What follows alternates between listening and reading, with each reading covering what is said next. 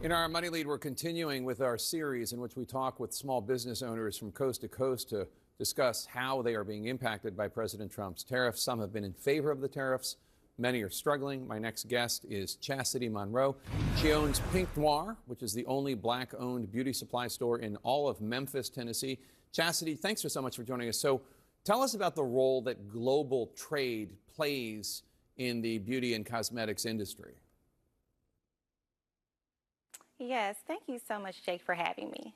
If you don't mind, I'd like to talk a little bit more about Pink Noire so we can really frame this conversation. Okay. So Pink Noire, as you stated, is Memphis's only black woman-owned beauty supply store. And if you don't know what a beauty supply store is, essentially it is a specialty retail store that specializes in culturally relevant things like hair care, skin care, wigs, accessories, things of that nature. So essentially these are things that you will not find in your big box retailer, right? Why not? So as you think about these are just things that are not mass produced. They're not mass products, right? So these are not things that, you know, the other, I guess, 80% of the population that they may use. And so oftentimes retailers are just not really incentivized to carry them for that reason. And Pink Noire. But all that said, go ahead. Go ahead. No, so please. all that said, essentially, you know, Black people spend about $7.6 billion on this actual category. And although Black women are 6 times more likely to buy their items from these types of stores, only about 10% are owned by Black people and less than 5% are owned by Black women. So that is why Pink Noire's main mission outside of being a retailer is really to close the gap in ownership. And gratefully, we have been able to be a thought leader in this space. We've been able to be an advocate to really share these insights and really try to amplify why this is so important. And Pink Noire is relatively new. You opened it in 2022. Has that made it more of a challenge to try to plan for the future around these tariffs? Where do you buy most of your products from? Do they come from overseas? Where do they come from?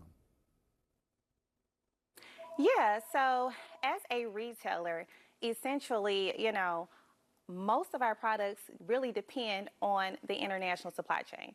So on top of, you know, there being 3 to 4 increases on average across the board, these tariffs are really adding to our operating costs and they're really exacerbating them. Now, as a brand, Pink Noire has an 8-product hair care line. So let's just be honest. Even mass-produced beauty brands, of those, only 7% are actually manufactured domestically. So the gist of that really is this. The infrastructure in the U.S. just doesn't exist, and it certainly doesn't exist for a small business like mine. So the implications are many, and not to mention, you know, just the impact on the community. You know, people think that these are just, you know, beauty products is vanity, but this is livelihood. You know, the Crown Act was just passed in 2022, and that really was to eliminate the discrimination of hair based on race, right? And so as you think about those things, that impacts job opportunities, that impacts, you know, promotions. That's actual livelihood. You know, these are also impacting milestones, proms, graduations. I mean, even people who may have chemo that come to us to get their sense of self back. So, you know, this has many far-reaching implications. And, you know, honestly, you know, I think we're grateful that it's accelerating our vision ultimately in the franchise model. Yeah. And so for us, that means really focusing on regional micro manufacturing.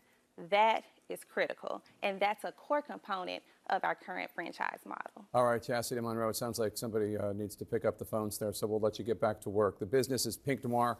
It's located in Midtown Memphis, Tennessee, and the owner, Chasity Monroe. Chasity, thanks so much for joining us. We really appreciate it. Thank you so much for having me.